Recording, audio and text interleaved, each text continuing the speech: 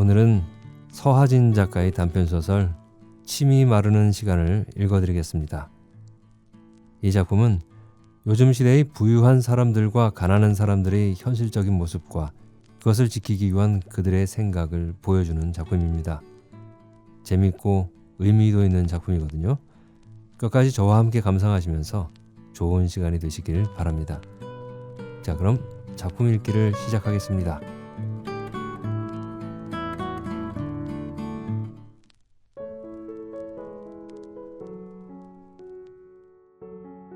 침이 마르는 시간.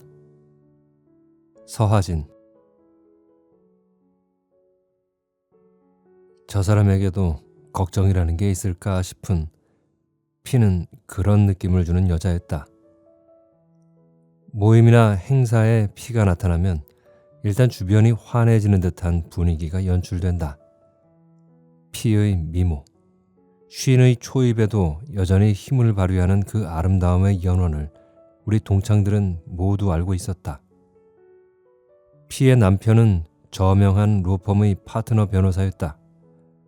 연봉 수억, 기사 딸린 검은 벤츠를 탄다는 그 남편이야말로 학창시절부터 우리가 알고 있던 거의 완벽한 유일한 남자였다. 그 시절로부터 이어져 온 그 남자의 피에 대한 한결같은 애정을 확인케 해주는 것은 전국 최고의 공시지가를 자랑하는 장엄한 빌라, 엄지손톱의 2배만한 사파이어 반지, 반짝이는 다이아몬드가 총총히 박힌 티파니 시계, 이름도 어지러운 외국 디자이너의 작품이라는 은회색의 밍크 코트이기도 했지만 그보다 더 우리를 짜증나게 한 것은 이름 붙은 날이면 어김없이 그 남편이 벌여준다는 다양한 이벤트였다. 가령 자동차 트렁크 한가득 풍선을 넣어두고 열어보게 한다든가, 배달된 종이 상자를 열면 또 작은 상자가 나오고 그 안에 또 상자, 다시 상자, 그리고 마지막 상자 안에 들어있었다는 편지. 거기 적힌 낯간지러운 우리들의 남편이 오래전에 한 번쯤 했었던 혹은 단 한 차례도 들을 기회가 없었던 사랑의 고백들. 그런 이야기를 할 때 유치한 이야기를 유치한 표정으로 늘어놓으면서 자랑을 적절히 감출 줄도 아는 겸손 또한 피는 갖추고 있었다. 그저 심심해할 친구들에게 얘기거리를 제공할 뿐이라는 듯 심상하게, 그러나 지나치게 심드렁하지 않게, 그건 피가 가진 기술이었다. 그 이야기를 한 후 피는 곧바로 나는 그날 진짜 니네 신랑 생각나더라. 그 사람 그 시절에 드문 이벤트 왕자였잖니? 하며 옆 친구에게로 공을 넘기는 거였다. 예쁠 뿐 아니라 착하고 똑똑하고 교양 그 자체인 여자. 그런 피가 남편의 진료실을 찾았다는 얘기를 들었을 때, 이제야 그 애도 한 군데쯤 문제가 생기기 시작한 모양이로군 싶어 오히려 반가운 기분이었다. 남편에 따르면 피는 입안이 마르는 증세로 고통을 겪고 있다고 했다. 갱년기겠거니 하고 넘기기에는 통증이 과했던 모양이었다. 침샘에 문제라도 생긴 것인가? 그렇더라도 남편의 병원을 찾았다는 건 좀 의외였다. 피라면, 그 남편이라면 장안의 한다 하는 어떤 닥터에게도 당일 진료를 받을 수 있을 터였다. 허름한 대기실, 복잡거리는 사람들 틈에 앉아있는 피를 상상하는 일은 쉽지 않았다. 글쎄, 검사를 해봐야겠지. 남편의 대답이 조심스러웠다. 애도 참, 내게 연락이라도 하고 가지. 많이 기다리진 않았대? 나는 기껏 그렇게만 묻고 말았다. 남편은 피를 좋아하지 않았으며 피의 신분, 그 애가 속한 계급에 혐오를 갖고 있었고, 피가 내 가장 친한 친구라는 사실을 의아해했다. 피의 부드럽고 우수에 찬 듯한 검은 눈이 그런 감정을 드러내기 어렵게 했으므로 남편은 피에 관한 이야기를 언제나 불편해했다. 좀 여유였던걸. 남편의 부연이 뜻밖이었지만 문제가 있으면 치료하면 되지 뭐. 당신 모처럼 유리 환자가 생겼네. 내 농담 같은 진담에 남편이 못마땅한 표정을 지었을 뿐 나는 곧 그 일을 잊었다. 그 즈음 나는 막 옮긴 직장에 적응 중이었으므로 피의 침샘을 걱정할 겨를이 없기도 했다. 고른 나눔 장학재단. 그것이 내 새 직장의 명칭이었다. 사소한 탈세 문제로 시작되어 불거진 회사의 비리 때문에 어느 재벌이 속량의 뜻으로 출연한 재단이었다. 그 액수가 적지 않았으므로 군침을 흘리며 파리떼처럼 꼬이는 인간들 또한 적지 않았다. 여성, 변호사, NGO 경력, 그런 조건을 갖춘 이가 많다고 할 수는 없겠지만 그들이 나를 원했던 결정적인 이유는 내가 현재 아무런 단체에도 속해 있지 않다는 사실이었다. 내게 주어진 일은 어떤 아이가 얼마만큼 절박한가를 따지는 것, 재단의 뜻에 맞게 자라줄 아이를 점치는 일이었다. 공정하게, 누구의 입김도 작용하지 않게. 그들의 요구는 전혀 어려운 것이 아니었으나 내 사인 하나가 천국과 지옥으로 아이들을 가른다는 건 일견 끔찍한 일이었다. 출근 첫날부터 내게는 산더미 같은 서류들이 주어졌으며 첫 밤부터 나는 그것들을 안고 꼬부린 채 잠들었다. 누구랄 것도 없이 우수한 성적, 촉망되는 장래성을 지닌 아이들은 저마다의 절박함을 유려한 문장으로 풀어낼 줄 또한 알았으므로 대개의 경우 나는 그 아이들을 일일이 만나는 편을 선택했다. 신경줄이 날카로워지고 머릿속에서 말벌이 잉잉거리는 듯한 날이 이어졌다. 이상해. 검사 결과는 다 정상인데 증세는 그저 계속되는 거야. 처방을 하기도 마땅치 않고. 어느 저녁 남편이 지나가는 말처럼 피의 얘기를 했을 때까지 나는 피를 잊고 있었다. 전날 만난 고학생 둘의 문제에 시달리던 터였다. 다른 과 문제인 건 아냐? 남편은 유능하고 세심한 전문의였지만 적지 않은 시간을 무료 진료에 바치는 사람이었다. 아이와 노인과 여자와 남자. 그들의 환부는 귀와 목과 코와 입에 그치지 않았으므로 전문가로서의 기능이 무뎌지는 것은 어쩔 수 없는 일이었다. 그게 말이지, 일반적으로는 침샘에 타석이 생기는 경우가 제일 흔하거든. 근데 그건 아니고 부비동도 정상이고. 인간의 입, 침샘의 위치와 구조에 대한 전반적인 브리핑을 시작하기 전에, 이야기가 더 번지기 전에 나는 신중한 어조로 물었다. 그러니까 다른 과의 문제가 아니냔 말이지. 목 안이나 턱이나 그런데 염증 생긴 건 아닐까? 글쎄, 그것도 아닌 것 같고.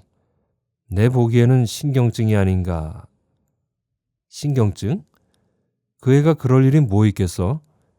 애들 공부 잘하지. 남편 착하고 돈 잘 벌지. 걔네 아들 치의학 대학원 갔다고 한턱 낸 지 얼마 안 됐는걸. 말투에 심술이 묻어났을까. 남편이 물끄러미 나를 바라보았다. 요점만, 핵심만 얘기하는 내 방식을 남편이 싫어한다는 걸 알지만 그런 고려를 하기에 나는 너무 지쳐 있었다. 제 와이프 신경증이나 좀 알아주시지 싶었다. 자신의 처지를 과장해 동정을 구하는, 어쩐지 얄미워지는 여자애와 그런 돈을 받아야 하는 내 처지가 너무 싫다는 듯 반항기가 섞인 눈을 한 남자아이. 두 아이 모두 도움이 절실해 보였지만 남은 인원은 하나뿐이었다. 오후 내에 맴돌던 아이들의 또렷한 눈동자가 뱅뱅 눈앞을 어지럽혔다. 사람 일이라는 게 보이는 게 다가 아니지. 당신 전화라도 해보지 그래? 자연스럽게 물어볼 수도 있잖아. 보이는 게 다가 아니다. 그건 남편이 입에 달고 사는 말이었다. 상대방과 눈을 맞추고 그의 이야기에 보조를 맞추고 지루할 만큼 오래, 아주 오래 생각하고 그리고 그만큼의 시간을 들여 답을 하는 그 방식을 이제껏 견지하는 그의 인내심은 가히 놀라운 것이기는 했다. 그에게 존경심을 품게 했던, 또래의 어떤 남자와도 달라 보이게 했던 그의 여유로운 방식이 이제는 나이 든 남자의 소심함으로 보이는 것, 또래의 어떤 남자보다도 더 늙어 보이게 한다는 것, 그건 순전히 내 문제일지도 몰랐다. 그가 피에게서 본 것, 보지 않은 것이 궁금해서 전화를 걸었던 것은 아니었다. 아무에게도 말하지 않았지만 남편도 알지 못했지만 나는 피에게 빚이 있었다. 말 그대로의 빚. 개원 당시 남편에게 건넨 돈의 일부였다. 꼭 이래야 할까? 몇 밤을 망설였지만 나는 결국 그렇게 했다. 나는 남편에게 내 근검과 절제를 보여주고 싶었다. 아들이 의사가 되기만 하면 가난하고 촌스러웠던 시절이 끝날이라는 희망을 안고 살아온 시어머니의 달랑 가방 하나가 전부였던 신부를 믿을 수 없는 눈으로 보던 신우의 그 마뜩찮아 하던 눈길을 단호히 끊어내고 싶었다. 멀쩡히 공부하던 아들이 난데없는 봉사를 일삼다 급기야 유급을 하고 웬 목소리만 큰 인간들과 어울려 다닌 것. 스텝이 될 꿈도 저명한 병원의 한 사무실을 차지하리라는 희망도 버린 것이 순전히 저 쌀쌀맞은 여자의 탓이라 여기는 두 사람에게 보란듯이 동그라미로 가득한 통장을 내밀고 싶었다. 그건 내 생애 가장 치졸한 욕망이었다. 시간이 걸릴 것이다. 어쩌면 다 갚을 수 없을지도 모른다 했던 내 말은 그대로 사실이 되었다. 소속 없이 일하는 여자 변호사, 무료 변론을 일삼는 내 통장의 숫자는 마이너스와 플러스를 오가기 일쑤였으며 월말이면 피에게 이자를 보내는 것이 이제 꼭 10년째였다. 부탁을 했을 때 두말하지 않았던 피는 이제껏 단 한 차례도 원금 상환에 대해서 묻지 않았다. 이제 좀 깎아보내도 되지 않겠니? 금리가 내렸는데 라고 한 것이 전부였다. 그렇게 해서 나는 피에게 전화를 걸었다. 일요일 모처럼 늦잠에서 깨어난 내 발치에서 강아지 검둥이가 졸고 있었다. 너 무슨 침샘이 마른다며? 우리 남편이 걱정된다고 전화해보라더라. 자기 실력으로는 낫게 하기 힘든 모양이라면서. 나는 가볍게 장난처럼 시작했다. 그게... 피는 말끝을 흐렸다. 뜻밖이었다. 지친 듯 나지막한 음성이었다. 너 무슨 일 있니? 나는 대뜸 물었다. 정말이지 칼을 디미는 듯하다고 남편이 늘 핀잔을 하지만 피는 내 어투에 익숙해진 친구였다. 실은 그게... 잠깐 뜸을 들인 피는 곧 결심한 듯 말을 이었다. 예, 그렇지 않아도 사실 너한테 전화를 할까 했었어. 너라면 방법을 찾아주지 않을까 싶었어. 나는 침묵을 지켰다. 이건 좀 특이하다 싶었다. 아니, 내가 말이야. 잠을 자지 못해서. 나는 여전히 입을 열지 않았다. 이미 내게 털어놓을 태세인 상대에게는 그 편이 효과적이다. 설마 그 남편이 문제를 일으킨 것일까? 건장한 체격의 아직도 준수한 외모를 유지하고 있는 장년의 남성이니 그러지 말라는 법은 없지만 아니라면 딸아이가? 예고 나와서 줄리아드인가 예비학교인가 들어갔다는 그 딸애가 미국에서 웬 금발이랑 연애라도 하나? 착하디 착한 아들애야 달리 문제일 것이 없는데 내 상상은 거기까지였다. 피와 같은 처지라면 양념처럼 끼는 극성 시어머니, 심술궂은 시아버지, 우리들에게는 피를 동정할 수 있는 거의 유일한 얘기거리였던 그 시부모가 시시한 병을 앓는가 하다 두어 해 전 차례로 돌아가셨으므로. 우리 아들 말이야. 아, 아들애가 연애를 하는구나. 예사 여자애가 아니구나. 나는 직감적으로 깨달았다. 이제야 피도 진짜 세상의 일부가 되는구나 싶었다. 수제이며 인물 좋고 키 크고 게다가 착하기까지 한 아들. 누구라도 자부심을 가질 만한 청년이었지만 피는 그 인격에 어울리게끔 아들의 여자친구, 장래 며느리감에 대해서도 그저 사람 괜찮았으면 해오던 참이어서 우리들의 입을 비죽거리게 만들었던 터였다. 아이, 참 어쩜 좋으니? 세상에. 아이, 참 나는 말 못하겠다. 이 대목에서 내 인내는 바닥을 쳤다. 무슨 일이야? 애라도 가졌다니? 어머, 얘 너 어떻게 알았니? 나 진짜. 피의 말꼬리가 울음에 묻혔다. 드라마 시작이군. 나는 중얼거렸다. 어느 촌동네 해도 너무한 집의 딸일까? 어디서 굴러먹었는지 알 수 없는 딴따라 출신일까? 슬며시 호기심이 동했다. 드디어 피에게도 인생의 쓴맛을 볼 기회가 온 모양이었다. 나는 일단 염장을 질러보기로 했다. 애 가졌으면 못 이기는 척하고 결혼시키면 되지. 니네 남편 돈 잘 벌겠다. 너 애 좋아하겠다. 잘 됐네. 뭐가 걱정이야? 송수하기 저편에서 땅이 꺼져라 한숨 소리가 들렸다. 어지간해야 말이지.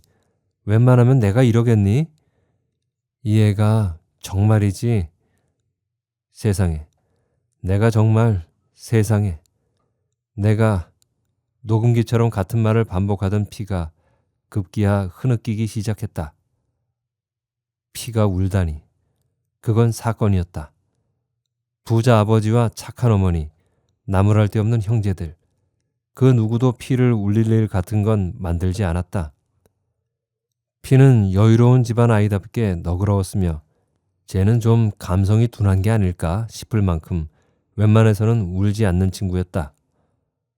고등학교 시절 전교 1등에서 밀려났을 때 2번 거듭 내게 수석을 빼앗기고도 그저 내 등을 툭 치고 말던 친구였다. 얘, 너 괜찮니? 내가 갈까? 우리 집으로 올래? 나는 흥분하고 있었다. 거의 가슴이 뛸 지경이었다. 너 바쁘잖아. 휴일 겨우 쉬는데 어떻게 그래? 와중에도 체면을 차리는 저 바른 생활 여성. 나는 빽 소리를 질렀다. 야, 지금 휴일이 문제니?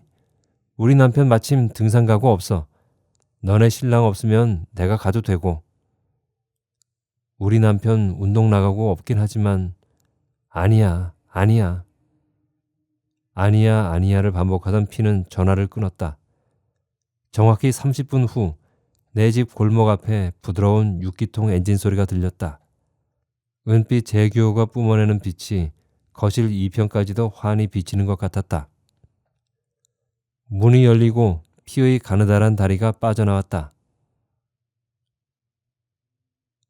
피의 아들의 여자. 피의 표현에 따르면 피의 아들은 꼼짝없이 엮인 케이스였다. 합격을 축하하는 뜻에서 친구 하나가 단체 소개팅을 주선했다. 남자 넷, 여자 넷. 남자들은 출중한 학벌을, 여자애들은 출중한 미모를 중심으로 선발한 그 그룹에서 피의 아들은 단연 돋보이는 청년이었다. 그 여자애가 피의 아들의 짝이 된 것은 전적으로 우연이었을지 몰랐지만 그 다음 진행은 그렇지 않았다.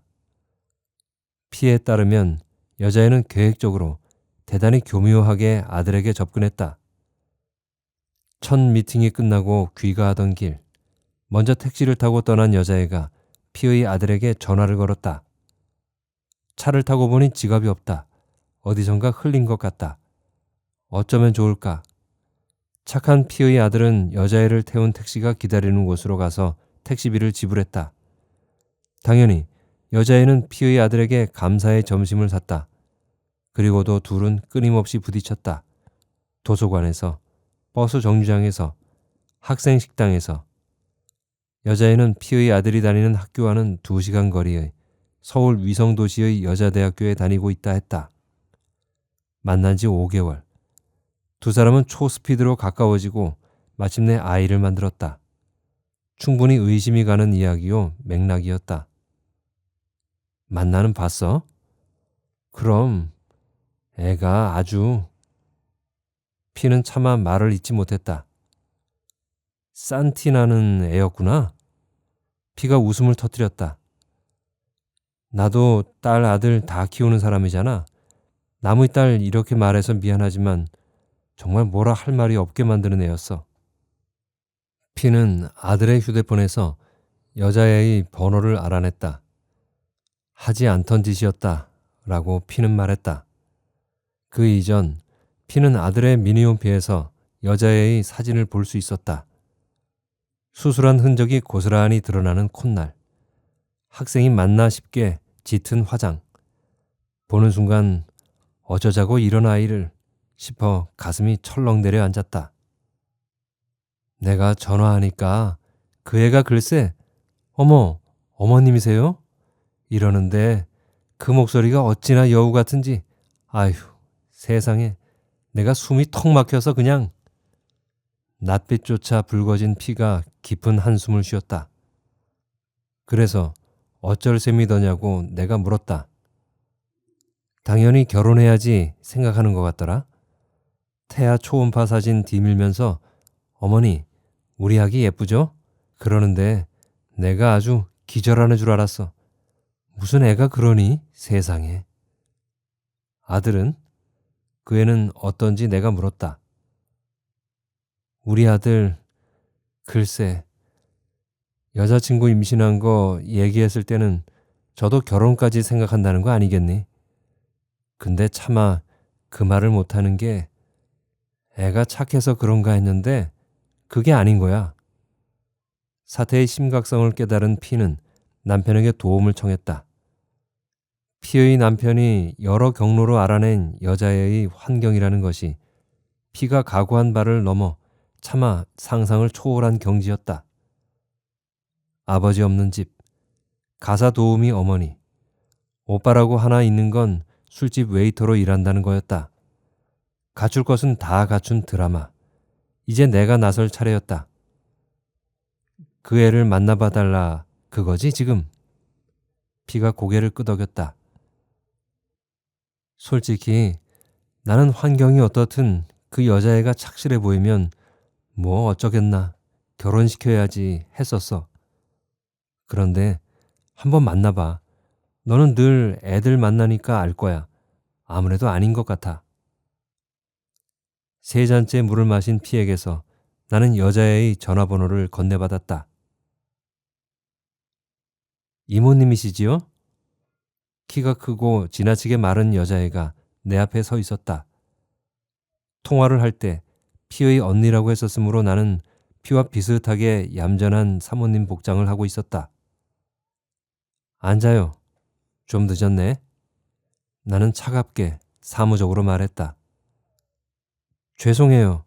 강의가 좀 늦게 끝나서 버스를 놓쳤거든요. 지방대학 다니는 고충을 내가 아느냐는 듯 여자애가 나를 빤히 쳐다보았다. 전혀 주눅든 표정이 아니었다. 보통 내기가 아니구나. 나는 안경을 바짝 치켜 올렸다. 나는 사실 좀 바쁜 사람이에요. 아가씨도 바쁜 모양이니 우리 얘기를 빨리 끝내기로 하죠.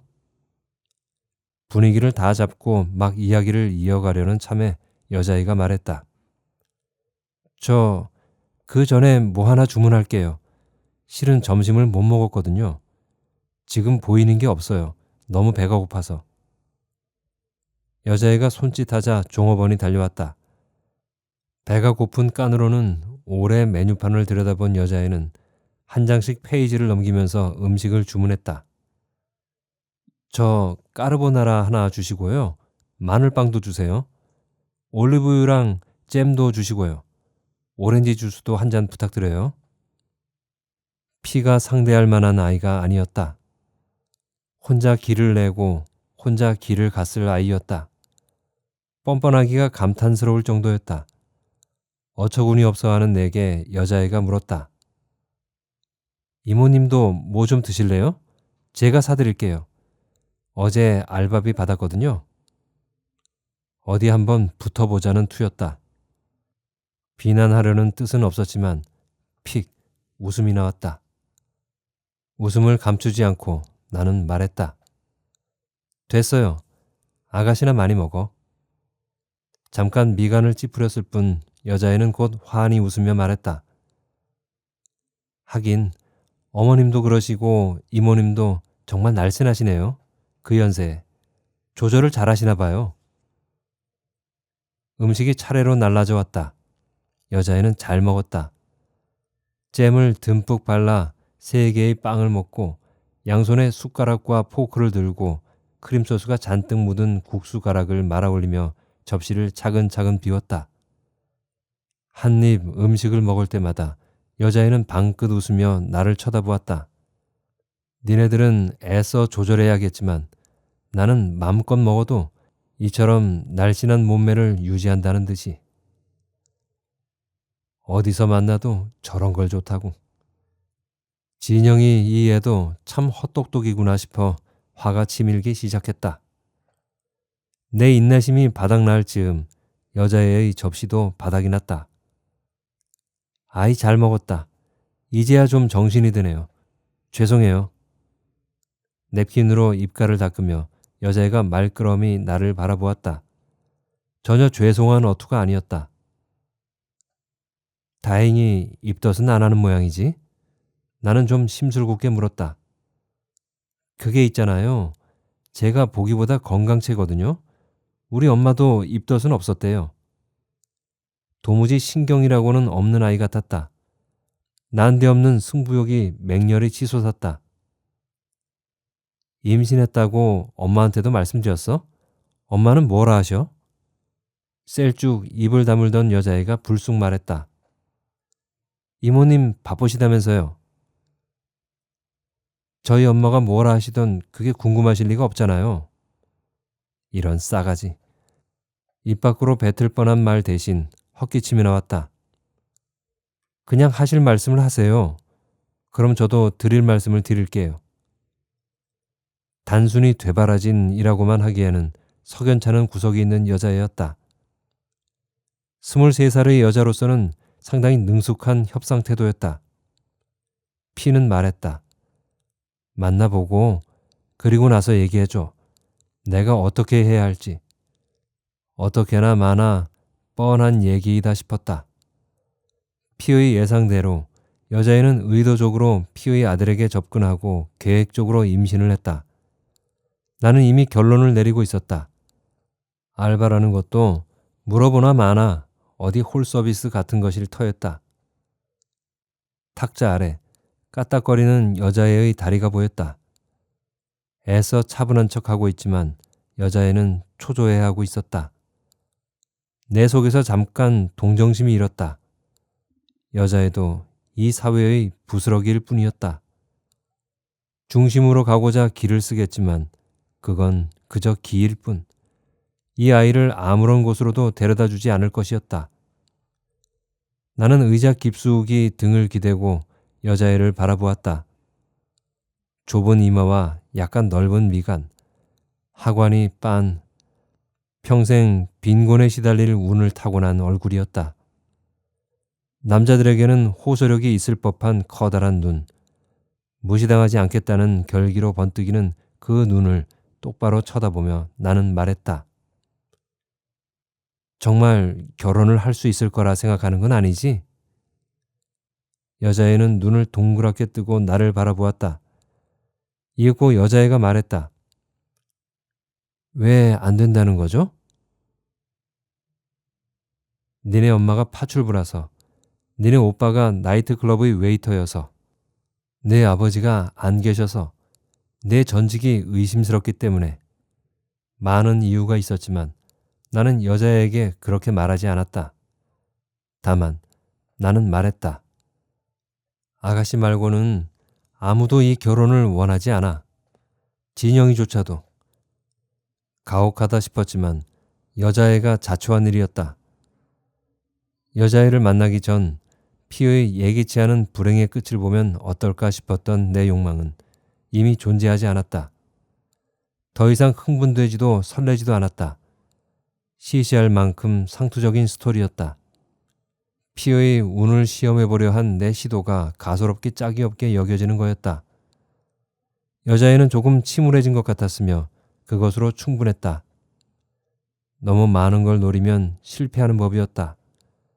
나는 피에게 전화를 걸어 결과를 알려주었다. 피는 다른 말 없이 내 이야기를 들었다. 너무 걱정하지 마. 그 애도 진짜 결혼을 하려는 건 아닌 것 같더라. 내 명함 줬으니까 전화 올 거야. 고마워. 미안해. 라고 한 피가 전화를 끊었다. 여전히 입안이 마르는지 목소리가 갈라져 있었다. 내 판정을 기다리는 두 고학생의 문제에 시달리면서 틈틈이 휴대폰을 확인했지만 여자애는 전화를 걸어오지 않았다. 며칠 새 불면에 시달린 듯 집단처럼 퍼석한 얼굴로 나를 맞이한 여자아이와 점심을 먹고 여전히 빳빳한 눈에 오기를 담아 나를 보는 남자아이와 마주 앉았던 오후, 나는 극도로 지쳐 있었다. 다만 몸이 피로했던 것이 아니었다. 머릿속에 녹슨 철사가 가득 찬 듯, 혈관에 어떤 이물질이 들은 듯 온몸이 버석이고 머리카락 사이에 모래가 흘러내릴 것만 같은 기분이었다. 아무것도 아니에요. 사실 몇 년 늦어지면 그뿐이죠. 남자아이는 지나치게 담담했다. 퀴퀴한 냄새가 감도는 방안. 더러운 테이프에 의지해 간신히 매달려 있는 유리창문에는 짓눌려 죽은 날벌레들의 시체가 덕지덕지 붙어 있었다. 나도 알아. 너는 혼자서도 잘 해낼 거야. 내 말은 진심이었다. 홀로 실험실에 남아 밤을 새우기를 즐긴다는 아이였다. 지원서를 보낸 것도 아이의 지도교사였다. 이 아이에게 내미는 손, 그 손을 잡는 순간 아이는 약해질 것이었다. 여자아이보다는 남자를, 가능하면 이공계를 원하는 재단에 완벽하게 부합되는 조건이었지만 진심으로 도움이 필요하다는 것이 명백했지만 나는 전혀 유쾌하지 않았다. 솔직히 말하면 저는 이런 거 다 소용없다고 생각해요. 내 눈을 똑바로 쳐다보며 아이가 말했다. 움찔, 등이 고추 서지는 느낌이었다. 유리컵 몇 개 갖고 씨름하는 거 그냥 재미로 하는 거예요. 심심하니까. 의대 갈 성적은 안 되니까. 그건 아니지. 라는 내 말을 자르며 아이가 또 말했다. 가난한 애들, 지질이 궁상인 애들, 옛날이나 지금이나 다 같아요. 의대나 법대 가는 게 꿈이죠. 이렇게도 해보고 저렇게도 해보고 어떻게 해도 안 되는 거, 부모들이 그러는 거 다 보고 자라거든요. 탁탁. 아이의 손끝에서 볼펜이 소리내며 돌아갔다. 장학금 받아서 대학 가고 공부 마치면 그러면 뭐가 달라지겠어요? 어디 취직은 하겠죠. 찌질한 회사에. 홀로서기를 도와주는 일. 그것이 재단의 역할이며 우리 사회의 책무이며 그런 말들이 내 입에서 읊어지지 않았다. 선생님도 변호사시라면서요? 우리 아빠가 만날 그랬어요. 법학은 밥학이라고. 법대 가서 고시하라고. 선생님 아버지도 그러셨겠죠? 그쯤에서 나는 인정해야 했다. 불빛이 없이도 길을 잃지 않을 아이일 거라는 내 생각이 틀렸다는 사실을. 아이는 그저 아이일 뿐이었다. 18해. 딱 그만큼의 두께가 앉은 얼굴을 나는 이윽히 바라보았다. 서류에 적힌 바에 따르면 아이의 아버지는 오래전 공사장에서 사고를 당했다고 했다. 죽지 않을 만큼 다쳤고 산재 처리를 받았으나 치료에는 턱없이 부족한 보상을 받았다 했다. 글쎄, 아버지들이 다 같지는 않아. 선생님 아버지는 그런 얘기 해주지 않았어. 지인즉 돌아가셨거든. 볼펜을 돌리던 아이의 손이 멎었다. 아이는 비스듬한 시선으로 나를 보았다. 밥학이어서 먹고 살기 위해서 법대 간 건 아니야. 법이라는 건 말이지. 나는 고개를 몇 번 흔들었다. 급작스레 밀려오는 피로 때문이었다. 가난은 죄가 아니라는 말 들어봤지? 다만 불편할 뿐이다. 뭐 그런 얘기. 예전에도 그런 말은 있었어. 선생님은 그 말 안 믿었어. 누군가 우리 부모님이나 할머니나 아니면 그 위의 누군가가 무슨 잘못을 저지르지 않았다면 어째서 다른 아이들은 다 가진 것들이 내겐 없을까 생각했지. 법대에 가는 것, 고시를 하는 것, 그리고 판사가 되는 것. 내 어릴 적 생각이 거기까지였다고 한다면 그건 거짓이었다. 법학은 밥학이라고? 내 생각은 그와 달랐다. 합법적으로 용인된 테두리 안에서 복수하도록 도와주는 것, 그것이 법이었다. 법이란 복수의 학문이었다. 나는 복수를 꿈꾸었다. 세상에 대해, 내 지난 시절의 모든 것들에 대해. 눈꺼풀이 무거워지고 곧 잠이 들듯 나른한 느낌이 들었다. 어쨌거나 선생님은 성공하셨네요. 변호사 되고 저 같은 애들 도와주는 일도 하시고. 이건 뭐 아이가 나를 면접하는 형국이었다. 도와주시면 열심히 하겠다 이런 얘기해야 하는 건데 그게 잘 안 되네요. 오늘 면담도 진짜 하기 싫었거든요. 아까 과학실에 박혀 있다가 우리 선생님이 하도 화를 내시는 바람에 집에 온 거죠. 아이와 나눌 수 있는 이야기는 거기까지인 것 같았다.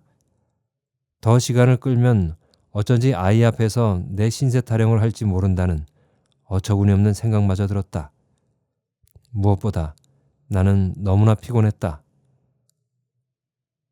돈 받는 거 누가 주더라도 즐겁지 않은 거 나도 잘 알아. 세상에 공짜가 없잖아. 알겠지만 지금 심사 중이야. 결과가 어떨지는 나도 모르겠다. 그렇지만 나는 너 만난 거 아주 좋았어. 결과 상관없이 생각나면 연락해. 내 명함 갖고 있지? 아이가 고개를 끄덕였다. 열심히 살아야 해. 이런 말을 나는 하지 않았다. 아이는 열심히 살아갈 것이었다. 이제까지 그랬듯 세상이 결코 호의적이지 않다는 걸 확인하며 살아갈 것이었다. 꿈이 산산이 부서지는 그날까지 부서진 꿈의 잔해를 안고 그 밖에 또 무얼 할 수 있단 말인가.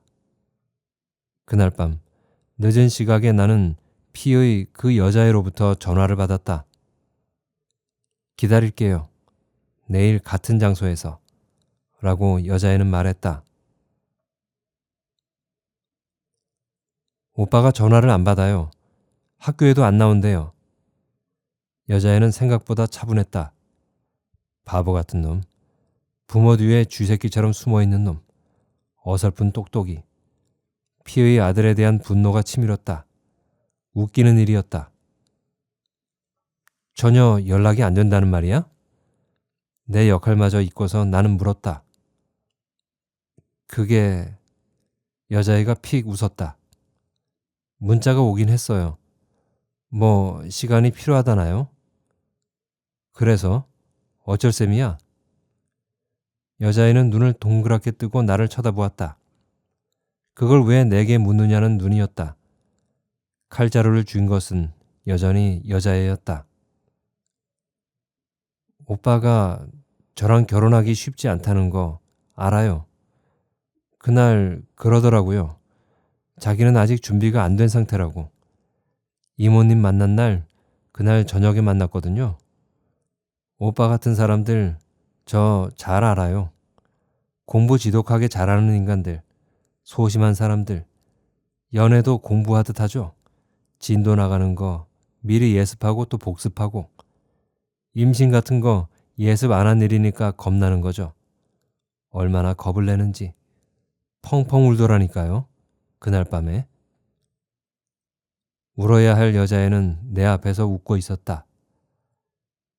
이모님은 제가 오빠를 꼬셔서 애를 가졌다 생각하시겠지만 아니 그건 맞기는 하지만. 나는 내 앞에 컵을 들어 물을 한 모금 마셨다. 입이 바짝 말랐지만 목에 무언가 걸린 듯 물조차 넘어가지 않았다. 꼬셔서 애 가진 거 맞잖아. 아니야? 그것조차 아니라면 너무 허탈할 것 같았다. 여자애가 헤헤 웃었다. 그건 그렇지만요. 오빠도 저 좋아한 것도 맞거든요. 저한테 얼마나 잘해주었다고요. 여자애의 눈시울이 순간적으로 젖었다. 여자애의 말이 사실일 것을 나는 믿었다. 그 착한 아이는 인터넷을 뒤져 맛집을 찾아내고 아름다운 거리, 걷기 좋은 길을 외웠을 것이다. 와인 한 병을 주문하기 위해 서너 권의 전문 서적을 뒤졌을 것이다. 그랬을 것이다. 가방을 뒤졌지만 손수건이 없는 것 같았다. 나는 여자애에게 내 손수건을 내밀었다. 훌쩍거리다 팽 코를 푼 여자애가 아무튼 하고 입을 열었다. 저는 오빠 같은 사람과는 달라요. 제가 매달리면 좀 오래는 가겠죠. 오빠는 마음 약하니까. 그렇지만 저는 아시겠지만 저는 그럴 여유가 없어요.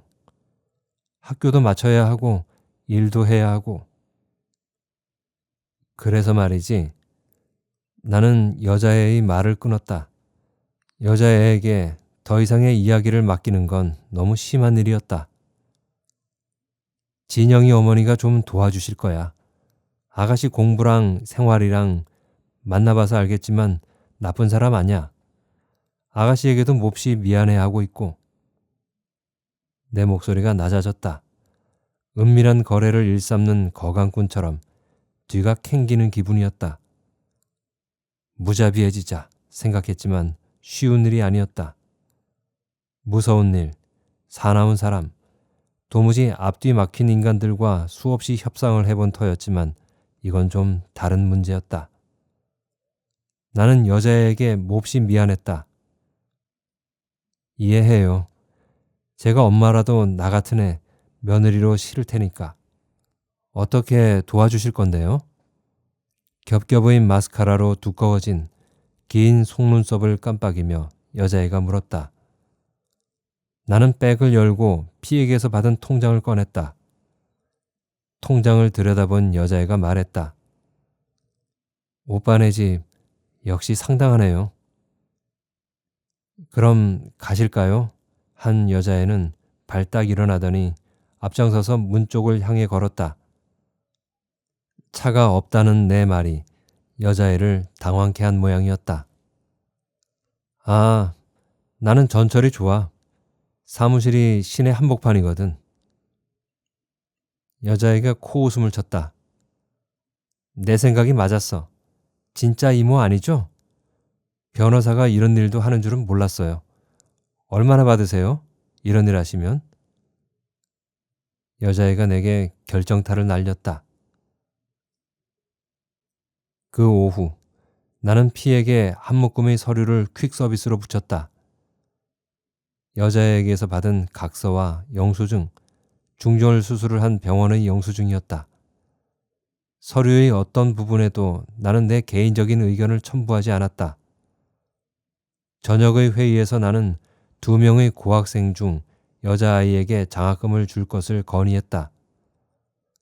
허약해 보이려고, 가련해 보이려고 애쓰던 여자아이의 눈빛이 절박했지만 그 때문이 아니었다.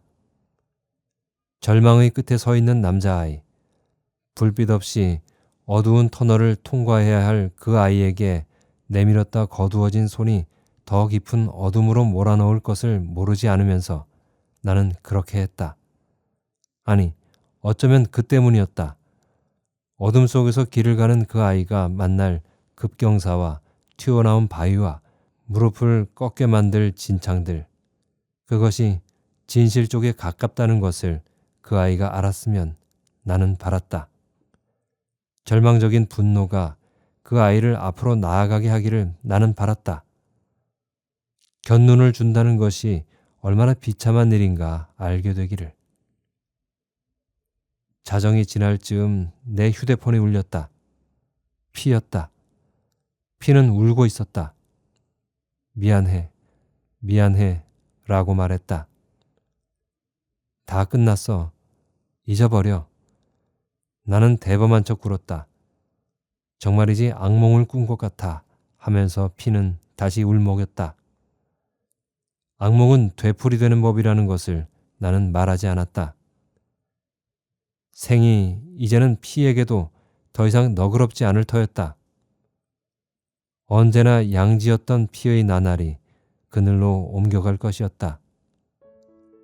삶이 공평해지는 순간이 있다는 것, 그건 쓸쓸하고도 다행한 일이었다. 피가 울음을 그치기를 기다려 나는 전화를 끊었다. 갈증이, 참을 수 없는 심한 조갈증이 들었다. 이른 새벽 잠을 짓누른 악몽에서 깨어났을 때 내 몸은 흥건한 땀으로 젖어 있었다. 나는 비칠거리며 일어나 냉장고 문을 열고 병째에 물을 들이켰다. 거실 거울에 비친 내 몰골은 그야말로 귀신 같았다. 탁자 위의 휴대폰이 깜빡 시선을 끌었다. 깊은 밤 피가 보낸 문자 메시지가 도착해 있었다. 폴더를 열고 나는 메시지를 확인했다. 정말 고마워. 평생 잊지 않을게. 라고 피는 적었다. 다음 문장은 이러했다. 이제 이자 보내지 마. 그리고 원금도. 나는 들고 있던 병을 들어 마저 물을 들이켰다. 쿨럭쿨럭 식도를 타고 내려가는 물소리가 들렸지만 무자비한 갈증은 여전히 남아 있었다. 혓바닥의 돌기들이 일제히 일어서는 것 같았다. 아무래도 남편의 진료실을 찾아야 할 모양이었다.